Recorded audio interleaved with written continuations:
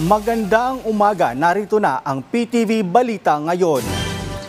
Idineklarang structural safe na ang Cebu Provincial Hospital ilang linggo matapos mangyari ang 6.9 magnitude na lindol sa Cebu.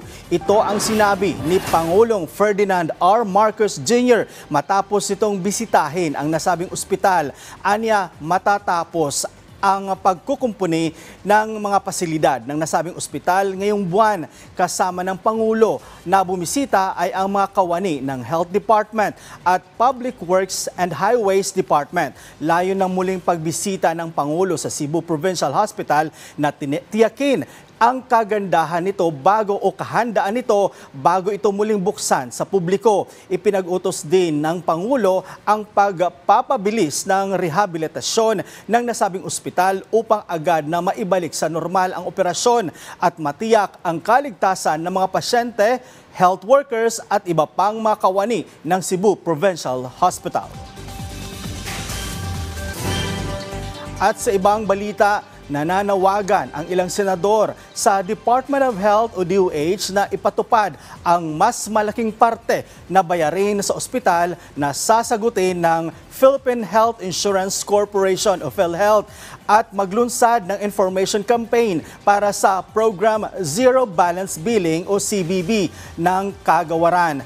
Hirit ni Senador Bam Aquino kay Health Secretary Teodoro Herbosa agad na ilathala ang komprehensibong listahan ng mga ospital na nag-aalok ng ZBB coverage at magtatag ng malinaw at madaling maintindihan na panuntunan para ma-access ng mga mamamayan ang programa. Layon daw nito na pagaanin ang pasanin ng mga ordinaryong Pilipino sa pagpangangalaga ng kalusugan.